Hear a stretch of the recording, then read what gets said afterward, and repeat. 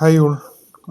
Midcap ഡോക്ടറിൻ്റെ ഒരു weekly analysis come budget ഒരു വ്യൂ എന്താണെന്നുള്ളതാണ് ഇന്നത്തെ വീഡിയോ. സത്യം പറഞ്ഞു കഴിഞ്ഞാൽ ഈ നിലവിൽ ഇപ്പോൾ ഉള്ളത് വാഗമണ്ണാണ്. നമ്മുടെ സീനിയേഴ്സ് ഗ്രൂപ്പ് ഒരു ട്രിപ്പ് പ്ലാൻ ചെയ്തായിരുന്നു.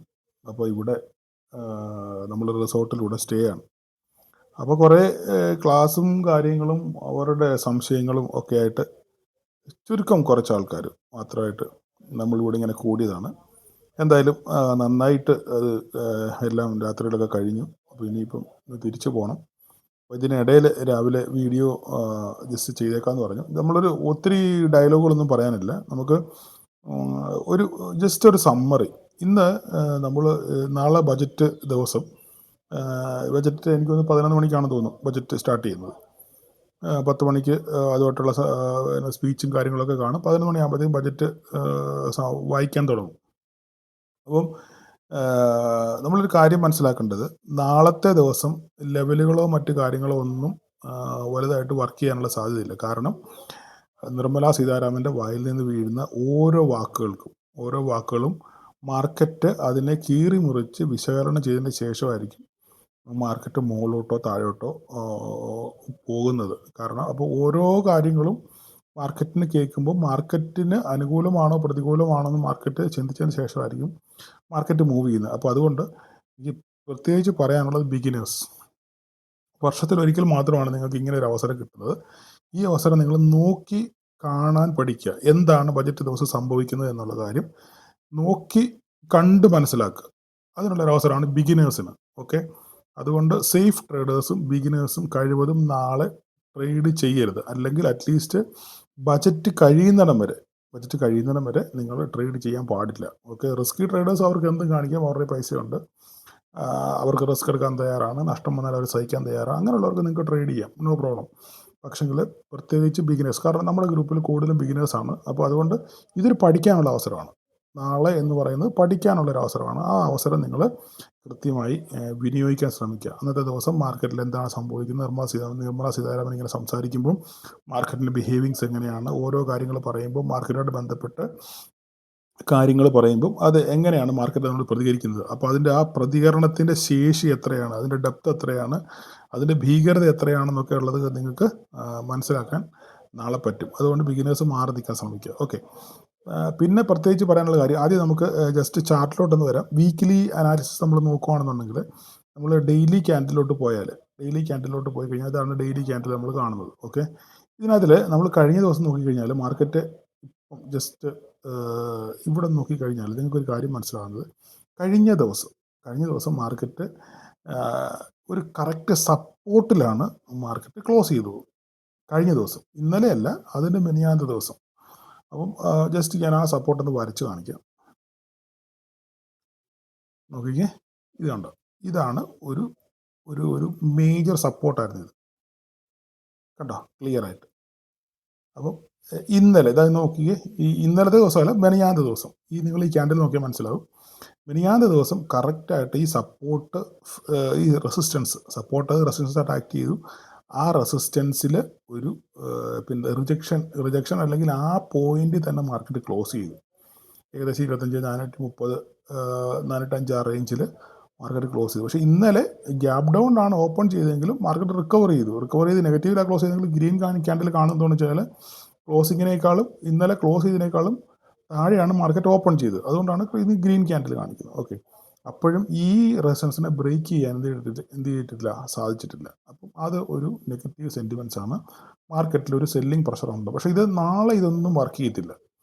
നാളെ ഓരോരോ വാക്കുകൾക്കും ഓരോരോ വലിയ പുട്ടിൻ്റെയോ കോളിൻ്റെയോ വലിയ ക്യാൻഡിൽ സ്റ്റിക്കുകളുടെ കനങ്ങൾ കാണും. അപ്പം മാർക്കറ്റ് പ്രതീക്ഷിക്കുന്നത് എന്തെങ്കിലും ടാക്സ് എക്സംഷൻ, നമ്മളുടെ സ്റ്റോക്ക് മാർക്കറ്റുമായിട്ട് ബന്ധപ്പെട്ട് എന്തെങ്കിലും ടാക്സ് എക്സംഷൻ കിട്ടുമോ എന്നുള്ളതാണ് ഏറ്റവും കൂടുതൽ മാർക്കറ്റ് നോക്കിക്കാണുന്നത്. പിന്നെ എന്തെങ്കിലും FIIസിന് ടാക്സുമായിട്ട് ബന്ധപ്പെട്ട് എന്തെങ്കിലും റിലാക്സേഷൻ പ്രഖ്യാപിക്കുമോ എന്നുള്ളതുമാണ് മാർക്കറ്റ് ഉറ്റുനോക്കുന്നത്. അങ്ങനെയാണെന്നുണ്ടെങ്കിൽ, അങ്ങനെ FIIസുമായിട്ട് ബന്ധപ്പെട്ട് എന്തെങ്കിലും ടാക്സ് റിലാക്സേഷൻ വരികയാണെന്നുണ്ടെങ്കിൽ FIIs തിരിച്ചു വരാനുള്ള സാധ്യത, അല്ലെങ്കിൽ മാർക്കറ്റിൽ ഒരു ബൈ മൊമെൻ്റ് വരാനുള്ള സാധ്യത വളരെ കൂടുതലാണ്. പ്രത്യേകിച്ച് എല്ലാവരും ഉറ്റുനോക്കുന്ന STT ആണ്. STT കട്ട് ചെയ്യുമോ, അതോ കുറയ്ക്കുവോ, അതോ കുറച്ച് പ്രത്യേക വിഭാഗങ്ങൾക്ക് വേണ്ടി മാത്രം ആയിട്ട് അത് പിന്നെ പരിമിതപ്പെടുത്തുമോ എന്നൊക്കെയുള്ള വലിയ ചോദ്യങ്ങളാണ്. അതുപോലെ തന്നെ ടാക്സിൻ്റെ സ്ലാബ് ഇനി അതിൻ്റെ പിന്നെ പരിധി കൂട്ടുമോ എന്നൊക്കെയുള്ളത് വളരെ ചോദ്യങ്ങളാണ്.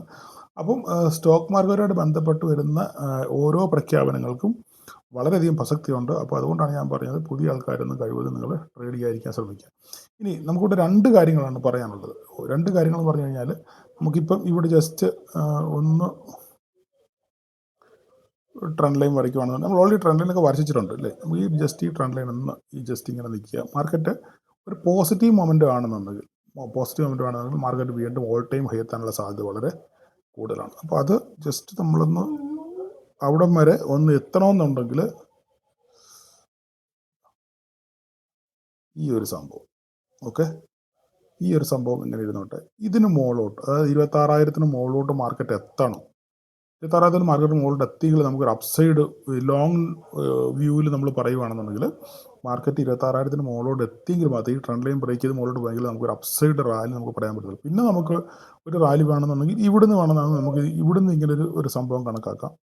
കുറച്ച് ഡിസ്റ്റർബൻസ് കാണും. അവർ വെള്ളത്തിൽ കിടന്ന് കളിക്കുന്നതിൻ്റെ ഒരു ബഹളമാണ് കേൾക്കുന്നത് നിങ്ങളുടെ ഇടയ്ക്ക്.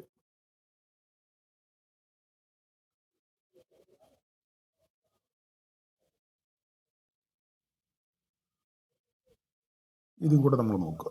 ഓക്കെ, ഇതിപ്പോൾ നമ്മൾ ഈ ട്രെൻഡ് ലൈൻ വരച്ചപ്പോഴും നമുക്ക് ഇത് കറക്റ്റായിട്ട് ഈ പോയിന്റിലാണ് എത്തിയിരിക്കുന്നത്. ഓക്കെ, അപ്പോൾ ഇത് വീക്ക്ലി ബേസിസിലുള്ള സംഭവമാണ്. അപ്പം നിങ്ങളിത് നോക്കുക. ഇതിന് മുകളിലോട്ട് ഒന്ന് സസ്റ്റെയിൻ ചെയ്ത് കയറിയാൽ ഈ 25,432 ഈ ഏരിയ 400 റേഞ്ചിൻ്റെ മുകളിലോട്ട് ബ്രേക്ക് ചെയ്യും. ഈ ട്രെൻഡ് ലൈനോട് ബ്രേക്ക് ചെയ്ത് സസ്റ്റെയിൻ ചെയ്യുകയാണെന്നുണ്ടെങ്കിൽ അപ്പ് സൈഡോട് പോകും. പക്ഷേ ഇതെല്ലാം നമ്മൾ ഈ വരച്ചെങ്കിലും ഇതെല്ലാം എന്താണ്, നാളത്തെ ബജറ്റിനെല്ലാം മാറ്റിമറിക്കാനുള്ള സാധ്യത. ലെവലുകളൊന്നും നാളെ വർക്ക് ചെയ്യാൻ സാധ്യതയില്ല. നാളെ ലെവലുകൾ വർക്ക് ചെയ്യും എപ്പോഴാണെന്നറിയാമോ? നമ്മളുടെ ബജറ്റ് കഴിഞ്ഞതിന് ശേഷം, ബജറ്റ് കഴിഞ്ഞതിന് ശേഷം പിന്നെ ഇതിന് നമ്മൾ ടോട്ടൽ ഒരു സമ്മറി ആയിരിക്കും ബജറ്റിൽ പറയുന്നത്. പക്ഷേ അതിന് ശേഷം ഇത് ഓരോരുത്തരും അനലിസ്റ്റുകൾ ഇത് മുഴുവൻ ഇഴകീറി പരിശോധിച്ച് ഗുണമാണോ ദോഷമാണെന്ന് പല കമൻറ്റുകളും മാർക്കറ്റിൽ വരും. എങ്കിൽ തന്നെ ഒരു ടോട്ടൽ സമ്മറി നമുക്ക് ബജറ്റ് കഴിയുമ്പോൾ തന്നെ കിട്ടും. അപ്പോൾ ആ മാർക്കറ്റിൻ്റെ ബിഹേവിയർ കാണുമ്പോൾ തന്നെ നമുക്ക് മനസ്സിലാകും മാർക്കറ്റ് അപ്പ് സൈഡാണ് ഡൗൺ സൈഡാണ് പോകുന്നത്. അപ്പം അതിനുശേഷം മാർക്കറ്റിലൊരു ട്രെൻഡ് കൺഫേം ചെയ്തതിന് ശേഷം മാത്രം നിങ്ങളൊരു ട്രേഡിനെ പറ്റി ചിന്തിക്കുക. അതുവരെ നിങ്ങൾ മാറി നിൽക്കുന്നതായിരിക്കും നല്ലതെന്നാണ് എൻ്റെ അഭിപ്രായം. അപ്പം ഇത്രയേ ഉള്ളൂ. നാളെ നിങ്ങൾ നോക്കുക. എനിക്കൊന്ന് 1 മണിക്കൂറോ 1.5 മണിക്കൂറോ കൊണ്ട് ബജറ്റ് കഴിയുമായിരിക്കും. കഴിഞ്ഞതിന് ശേഷം മാർക്കറ്റിൻ്റെ ബിഹേവിയർ എങ്ങനെയാണെന്ന് നോക്കുക. അതിന് ശേഷം മാത്രം നിങ്ങളൊരു പൊസിഷൻ എടുക്കുക. അല്ലാതെ രാവിലെ ചാടി കയറി പൊസിഷനൊന്നും എടുക്കാതിരിക്കുക. രാവിലെ മാർക്കറ്റ് ഓപ്പൺ ചെയ്യുമ്പോൾ തന്നെ ഇപ്പം നിലവിലത്തെ അവസ്ഥ വെച്ച് ഫ്ലാറ്റ് ഓപ്പണിംഗ് ആയിരിക്കും. കാരണം വേറെ പ്രത്യേകിച്ച് ന്യൂസോ ഒന്നുമില്ല. അതിനുശേഷം മാർക്കറ്റ് എങ്ങോട്ട് ബിഹേവ് ചെയ്യും നോക്കുക. ഓടിക്കളിക്കും. 11 മണി വരെ മാർക്കറ്റ് അങ്ങോട്ടും ഇങ്ങോട്ടും വെറുതെ ഓടിക്കളിക്കും. ആ ഓടിക്കളിക്കുന്നതിനിടയിൽ എന്തെങ്കിലും സ്കാൽപ്പ് ചെയ്ത് മേടിക്കാൻ പറ്റുന്നെങ്കിൽ നോക്കുക. അത്ര മാത്രമേ ഉള്ളൂ. വേറെ കൂടുതലൊന്നും പറയാനില്ല. ബജറ്റിന് ശേഷം മാത്രമേ നമുക്കൊരു ഒരു ക്ലിയർ പിക്ചർ നമുക്ക് കിട്ടത്തുള്ളൂ. അപ്പോൾ ഇന്നലെ മാർക്കറ്റിൽ നമുക്ക് നല്ല അവസരങ്ങളുണ്ടായിരുന്നു. മാർക്കറ്റിൽ ഇതാ നോക്കിക്കഴിഞ്ഞാൽ മനസ്സിലാവും. ഇന്നലെ നിങ്ങൾ ട്രേഡ് ചെയ്തവർക്ക് മാർക്കറ്റ് ഇപ്പോൾ നമ്മൾ പറയുന്നത് 25,312 സോറി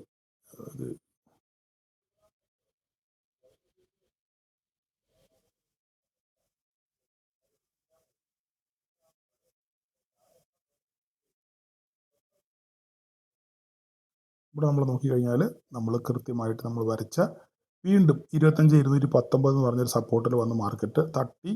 മാർക്കറ്റ് ഓപ്പൺ ചെയ്തതായി 25,247 ഇല്ലേ. ആ 247 ഓപ്പൺ ചെയ്തു.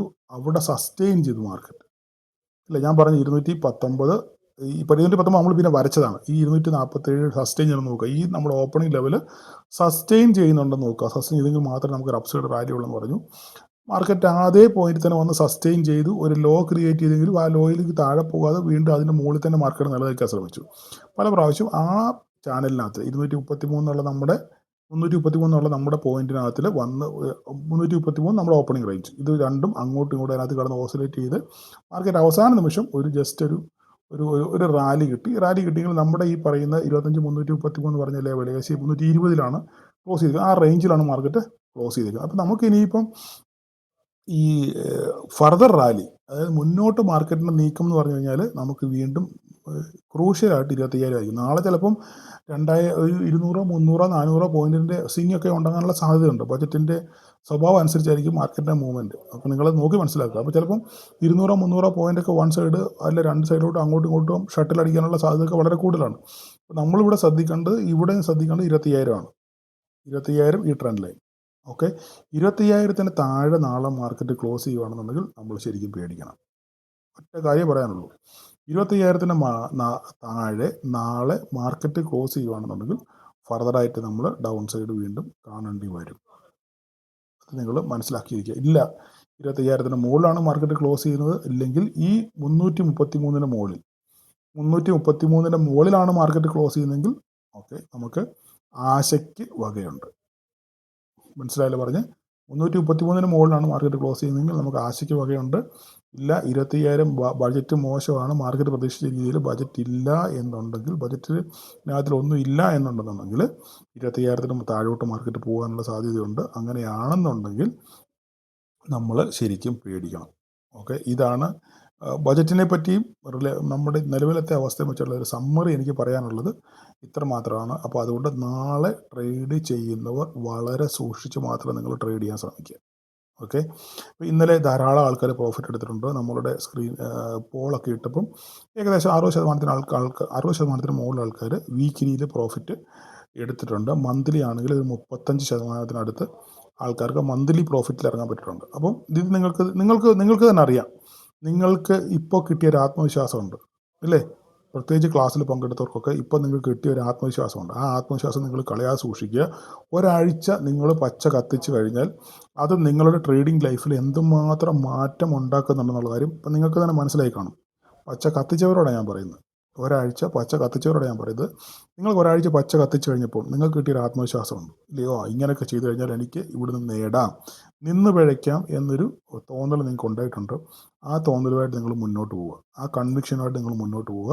അപ്പോൾ വീണ്ടും അടുത്തൊരാഴ്ച കൂടെ കത്തിച്ച് കഴിയുമ്പോൾ നിങ്ങൾക്ക് എന്ത് ചെയ്യാൻ പറ്റും? ഇതൊക്കെ നിങ്ങൾക്ക് മാനേജ് ചെയ്യാൻ പറ്റും എന്നൊരു ആത്മവിശ്വാസം വരും. ആ ആത്മവിശ്വാസം കൈമുതലാക്കി നിങ്ങൾ മുന്നോട്ട് യാത്ര ചെയ്യുക, ന്യായത്തെ മുറുകെ പിടിക്കുക. അതുപോലെ തന്നെ മന്ത്ലി പ്രോഫിറ്റ് ബുക്ക് ചെയ്തവരോട് എനിക്ക് പറയാനുള്ളത്, നിങ്ങൾക്ക് മനസ്സിലായി ഇല്ലേ? കഴിഞ്ഞ 4 ആഴ്ചയായിട്ട് കണ്ടിന്യൂസ് ആയിട്ട് നിങ്ങൾ നല്ല രീതിയിൽ ട്രേഡ് ചെയ്ത് വളരെ തന്മയത്വത്തോടുകൂടി നിങ്ങൾ ട്രേഡ് ചെയ്ത് നിങ്ങൾ മുന്നോട്ട് പോയി. അപ്പം ഈ മന്ത്ലി പച്ച കത്തിച്ചപ്പോൾ നിങ്ങൾക്ക് ഭയങ്കര സന്തോഷം തോന്നി കാണും ഇല്ലേ? കഴിഞ്ഞ കുറേ നാളുകൾക്ക് ശേഷം അല്ലെ എൻ്റെ ട്രേഡിംഗ് ലൈഫിൽ ആദ്യമായിട്ട് മന്ത്ലി എനിക്ക് പ്രോഫിറ്റ് എടുക്കാൻ പറ്റിയെന്ന് പറയുമ്പോൾ നിങ്ങൾക്ക് ഭയങ്കര സന്തോഷമായിട്ടുള്ള ദിവസമായിരിക്കും, ശരിയാണ്. പക്ഷെങ്കിൽ ഈ സന്തോഷം കെടാതെ നിങ്ങൾ മുന്നോട്ട് പോകാൻ ശ്രമിക്കുക. ഇത്ര മാത്രമേ എനിക്ക് പറയാനുള്ളൂ. അപ്പം നിങ്ങൾക്കൊരു കാര്യം മനസ്സിലായി, വിചാരിച്ചാൽ വിജയിക്കാൻ പറ്റും. സ്റ്റോക്ക് മാർക്കറ്റ് ഇത്ര വലിയ നീന്തി കടക്കാൻ പറ്റാത്ത കടമ്പ ഒന്നും അല്ല എന്നുള്ള കാര്യം നിങ്ങൾക്കിപ്പം ഏറെക്കുറെ മനസ്സിലായി. പ്രത്യേകിച്ച് എന്നെ ഫോളോ ചെയ്യുന്ന, എന്നെ കൃത്യമായിട്ട് എൻ്റെ വീഡിയോകൾ കാണുകയും മനസ്സിലാക്കുകയും ഒക്കെ ചെയ്യുന്നവർക്ക് നിങ്ങൾക്കൊരു പാതയുണ്ട് അല്ലേ? ആ പാതയിൽ കൂടെ മുന്നോട്ട് ഭയമന്യേ നിങ്ങൾക്ക് മുന്നോട്ട് പോയാൽ, അതായത് ന്യായം പാലിച്ച് നിങ്ങൾക്ക് മുന്നോട്ട് പോയി കഴിഞ്ഞാൽ രക്ഷപ്പെടാം എന്നുള്ളൊരു ചിന്ത ഇപ്പോൾ നിങ്ങൾക്ക് വന്നിട്ടുണ്ട്. ആ ചിന്ത നിങ്ങൾ കീപ്പ് ചെയ്യുക. ഓക്കെ, ഇത് അണയാതെ സൂക്ഷിക്കാൻ ശ്രമിക്കുക. നിങ്ങളിൽ ഇപ്പോൾ ഉണ്ടായ ഈ മാറ്റം, ആ മാറ്റം അണയാതെ, ഓവർ ട്രേഡ് ചെയ്യാതെ, ആവശ്യമില്ലാതെ സ്ഥലങ്ങളിൽ ട്രേഡ് എടുക്കാതെ, അല്ലെങ്കിൽ കൃത്യമായ സപ്പോർട്ടോ ലെവൽ സപ്പോർട്ടുള്ള റെസൻസിലോ വരുമ്പോൾ ട്രേഡ് എടുക്കാതെ ഒക്കെ നിങ്ങൾ മാറി നിൽക്കാൻ ശ്രമിക്കുക. നിങ്ങൾക്ക് കൃത്യമായി എൻട്രി കിട്ടുമ്പോൾ മാത്രം നിങ്ങൾ എൻട്രി എടുക്കാൻ ശ്രമിക്കുക. ഓക്കെ, അങ്ങനെയൊക്കെ ചെയ്തു കഴിഞ്ഞാൽ നിങ്ങൾക്ക് ഒരു പക്ഷേ ഇന്നലെ ഞാനിവിടെ ഡിസ്കസ് ചെയ്തപ്പോഴും അവരും പറഞ്ഞ കാര്യം ഇതാണ്. അവർക്ക് വളരെ സിമ്പിളാണ്, മാർക്കറ്റ് വളരെ സിമ്പിളാണ്. നമ്മളിതിനെ സിമ്പിളായിട്ട് കാണുവാണെങ്കിൽ നമ്മൾക്കിത് ചെയ്യാനും സിമ്പിളാണ്. അല്ലെ നമ്മൾ വളരെ കോംപ്ലിക്കേറ്റഡ് ആക്കുകയാണെന്നുണ്ടെങ്കിൽ നമുക്ക് മുന്നോട്ട് പോകാൻ ഭയങ്കര പാടായിരിക്കും. അപ്പം മാക്സിമം നിങ്ങൾ എന്ത് ചെയ്യാൻ പറ്റും? നിങ്ങളുടെ ട്രേഡിംഗ് ലൈഫിനെ കോംപ്ലിക്കേറ്റഡ് ആക്കാതിരിക്കാൻ ശ്രമിക്കുക. ഈ കോംപ്ലിക്കേറ്റഡ് ആകുന്ന എങ്ങനെയാണ്? ധാരാളം പൊസിഷൻ എടുക്കുകയും, തോന്നുന്നിടത്ത് വെച്ച് ട്രേഡ് എടുക്കുകയും, തോന്നുന്നിടത്ത് വെച്ച് എക്സിറ്റ് ചെയ്യുകയും, ആവശ്യമില്ലാതെ എൻട്രി ക്വാണ്ടിറ്റി കൂടുതലെടുത്ത് ചെയ്യുകയും ഒക്കെ ചെയ്യുമ്പോഴാണ് ഇത് മുഴുവൻ കോംപ്ലിക്കേറ്റഡ് ആകും ഇല്ലേ? അപ്പോൾ അതനുസരിച്ച് നമ്മുടെ ഈ പൊസിഷൻ കൂടും. പിന്നെ നമുക്ക് തലയ്ക്ക് ഭ്രാന്താകും, എന്ത് ചെയ്യണമെന്ന് അറിയത്തില്ല, നമ്മുടെ ബോധം നശിച്ചു പോകും. അപ്പോൾ ഇങ്ങനെയൊക്കെ പ്രശ്നങ്ങൾ വരാറുണ്ട് നിങ്ങൾക്ക്, ശരിയല്ലേ? ഇന്നലെ ഞാൻ സംസാരിച്ചപ്പോൾ പറയുന്നത് മനസ്സിലായ കാര്യം അതാണ്. ആവശ്യമില്ലാതെ പൊസിഷൻസ് കയ്യിൽ കൂട്ടുമ്പോൾ പിന്നെ പാനിക്കാകും, പിന്നെ നമ്മൾ എന്ത് പറഞ്ഞാലും തലയിൽ കയറത്തില്ല. അപ്പോൾ അതുകൊണ്ട് എപ്പോഴും നമ്മുടെ കയ്യിലുള്ള പൊസിഷൻ വളരെ ലിമിറ്റഡ് ആയിരിക്കണം. ഓക്കെ, നമ്മളെപ്പോഴും പൊസിഷൻ കൂടിയാലും അതെപ്പോഴും ഒരു മാർക്കറ്റ് നമ്മുടെ ഒരു ഫേവറബിൾ ആയിട്ടുള്ളൊരു ആക്ഷനിലേക്ക് വരുമ്പോൾ മാക്സിമം നമ്മൾ ലിമിറ്റ് ചെയ്യാൻ ശ്രമിക്കുക. നമ്മുടെ പൊസിഷൻസ് നമ്മൾ ലിമിറ്റ് ചെയ്യാൻ ശ്രമിക്കുക. അങ്ങനെ നിങ്ങൾ എന്ത് ചെയ്യണം? നിങ്ങളുടെ ട്രേഡിനെ നിങ്ങൾ കൺട്രോൾ ചെയ്യണം. അങ്ങനെയൊക്കെ ചെയ്യുവാണെന്നുണ്ടെങ്കിൽ നിങ്ങൾക്ക് കുറച്ചൊക്കെ നിങ്ങൾക്ക് രക്ഷപ്പെടാൻ പറ്റും. അപ്പോൾ നിങ്ങൾക്ക് കാര്യം മനസ്സിലായി. ഇപ്പോൾ ഏകദേശം എന്നെ ഫോളോ ചെയ്ത് നിങ്ങൾ എന്നെ കേൾക്കുന്ന നിങ്ങൾക്ക് എല്ലാവർക്കും ഏകദേശം കാര്യം മനസ്സിലായി. ഇത് വലിയ പിന്നെ ചാടിക്കടക്കാൻ പറ്റാത്ത സംഭവങ്ങളൊന്നും അല്ല എന്ന് നിങ്ങൾക്ക് ഏറെക്കുറെ മനസ്സിലായി. പക്ഷേ അതിന് കൃത്യമായി മാനദണ്ഡത്തോടെ നിങ്ങൾ വളരെ സാവധാനതയോടെ മുന്നോട്ട് പോയെങ്കിൽ മാത്രമേ നിങ്ങൾക്ക് രക്ഷപ്പെടാൻ പറ്റത്തുള്ളൂ. അതുകൊണ്ട് നാളെ ലെവലുകൾക്കൊന്നും വലിയ പ്രാധാന്യങ്ങളൊന്നും കാണത്തില്ല ബജറ്റ് കഴിയുന്നിടം വരെ. ബജറ്റ് കഴിഞ്ഞതിന് ശേഷം ബാക്കി നമുക്ക് ലെവലുകൾ നോക്കാം. തൽക്കാലം ബജറ്റ് കഴിയുന്നിടം വരെ മാർക്കറ്റ് അങ്ങോട്ടും ഇങ്ങോട്ടും ഓടിക്കളിക്കത്തേ ഉള്ളൂ. അപ്പോൾ അതിനകത്ത് പെട്ടുപോകാതെ നിങ്ങൾ മാറി നിൽക്കാൻ ശ്രമിക്കുക. ഓക്കെ, പൈസ നഷ്ടപ്പെടാനുള്ള സാധ്യത വളരെ കൂടുതലാണ് ബജറ്റ് ദിവസത്തിൽ. അപ്പം നിങ്ങൾ പുതുതായിട്ട് വന്നവർ ഈ ബജറ്റ് ദിവസം മാർക്കറ്റ് എങ്ങനെ ബിഹേവ് ചെയ്യുന്നു, വിക്സുകൾ എങ്ങനെ പോകുന്നു, മാർക്കറ്റുകളുടെ ക്യാൻഡിലുകൾ എങ്ങനെയാണ്, അതിൻ്റെ ആക്ഷൻസ് എങ്ങനെയാണ്, റിയാക്ഷൻസ് എങ്ങനെയാണെന്നൊക്കെ നിങ്ങൾ ദൂരെ നിന്ന് നോക്കി കാണാൻ മാത്രം പഠിക്കുക. ഇത് നിങ്ങളുടെ ട്രേഡിംഗ് ലൈഫിൽ ഒരവസരമായിട്ട് നിങ്ങൾ കാണാൻ എന്ത് ചെയ്യണം, നിങ്ങൾ ശ്രമിക്കണം. അപ്പോൾ അത് മാത്രമേ ഉള്ളൂ എനിക്ക് പറയാൻ. അല്ലാതെ വേറെ ഇവിടെ ഇന്ന് നാളത്തെ ദിവസം ലെവലുകളോ മറ്റു കാര്യങ്ങളോ ഒന്നും വർക്ക് ചെയ്യത്തില്ല. അപ്പോൾ നിങ്ങൾ ആ ദിവസം എങ്ങനെ മാർക്കറ്റ് ബിഹേവ് ചെയ്യുന്നു അത് മാത്രം നോക്കുക. അത് നിങ്ങളുടെ ട്രേഡിംഗ് ലൈഫിൽ ഒരു പഠന അധ്യായമായിട്ട് നിങ്ങൾ മാറ്റാൻ ശ്രമിക്കുക. അപ്പം നാളെ എല്ലാവർക്കും ഒരു പ്രോഫിറ്റബിൾ ഡേ ആശംസിക്കുന്നു. Thank you.